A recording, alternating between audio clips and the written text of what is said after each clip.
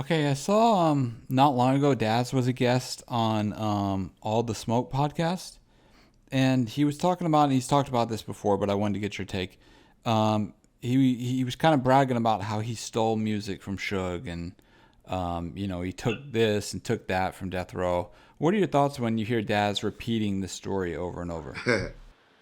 Well, that's Dad's claim to fame that he punked Mr. Badass Suge Knight and his understudy Reggie Wright. I guess that's his claim to fame.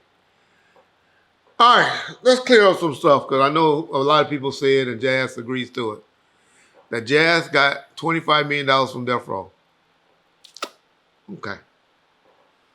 Daz got a default judgment for $25 million because Suge, for some reason, he don't like to go to court. For some reason, especially in the 90s, he would not go to... He'll go to court on some criminal shit, but civil shit, he has a hard time going to court because he thinks he's a fucking attorney and shit always get dropped by the waistline because he be trying to play attorney. But okay. Daz got... Guess how much he got from that judgment? Probably not one red cent because it was in the bankruptcy. And that got dismissed in the bankruptcy. So Daz need to stop lying about this. He got $25 million from Death Row. That's a lie. All right. Now, the real things. I punked Reggie because he didn't know, and all I did was play, fuck you, fuck you, fuck you. Oh, Daz. Okay. So he drove a U-Haul up and punked me and took the reels, right? Is what he says in the interview. And I may be running some of the interviews together because he, like John said, he done spoke on this so many times. Well, that's a robbery. And if y'all don't think y'all can't believe that I'm just killing, because I done heard somebody told me I've been responsible for 5 people that got killed, which is not true at all. But if any of that's true, for those of y'all want to believe that, y'all can't believe Daz came and robbed me, drove up a U-Haul truck, and took all the Tupac reels. All right. This didn't happen, y'all. But what Daz did have, and Suge, being the suave dude that he was, he got up under, and that's why Daz is so angry. He got up under Maria, Daz's baby mama, this chick from Indiana that had Daz convinced she ain't never been with another man but Daz. And she was Maria was cool, one of the coolest chicks. Y'all know how down Kenya is? His first baby mama? She was she was cooler than Kenya, to be honest, but nah, you can't be as cool as Kenya. Kenya too cool. But Maria was the wife and the baby mama that Suge got up under.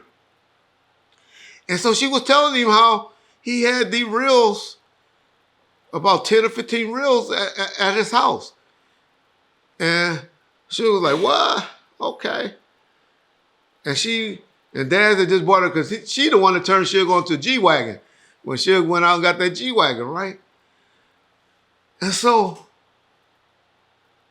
he had her to go one day and bring them up and load the studios up and bring them to Track Studio.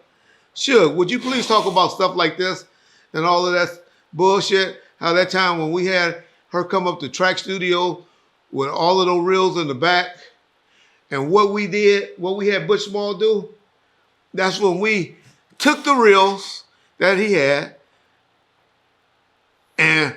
but she was like, I can't go home without these.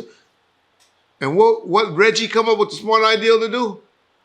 We put blanks inside the reels and let her take them home. So now Daz knows this is what happened to him.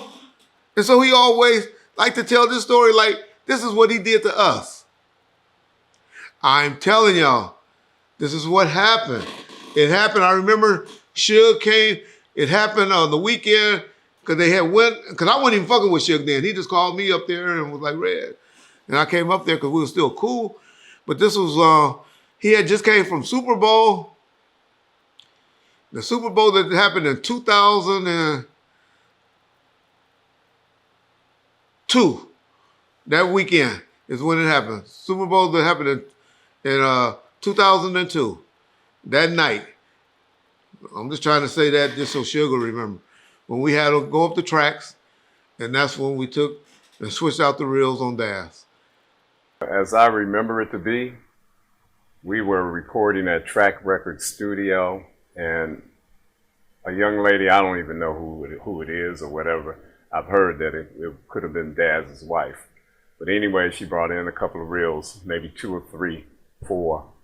And I think it was allegedly said there was Tupac reels or something like that. So when she brought the reels, there was a switching of the reels, the actual masters out, and other blank, brand new tape put into the box. Now that I do remember, and that was under the, I was at the studio because I ran studio. Mr. Knight was there, Reggie Wright was there, and a few artists were there, you know what I'm saying? But it was studio business as usual when this happened. Now, whatever Daz had before then and all those, y'all gonna be saying, oh, Daz was selling us. Well, number one, I bet none of y'all could ever say y'all got any Machiavelli and Daz Dillinger CD. But Daz was the king of that then because he was good. He had a little studio at his house. Don't y'all remember that hit he made with, when he did a remix with Usher and all of that? He probably had never seen Usher before in his life at that time.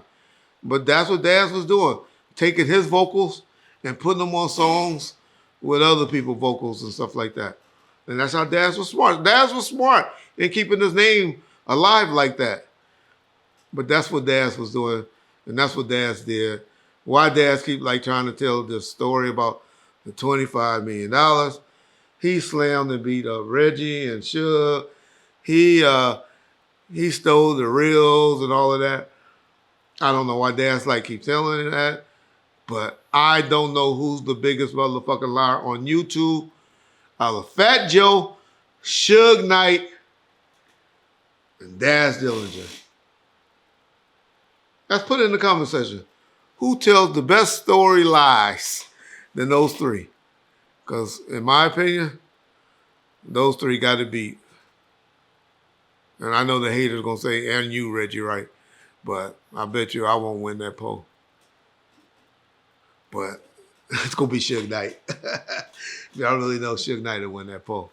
But Fat Joe tells some good ones too. Peace, Bomb first.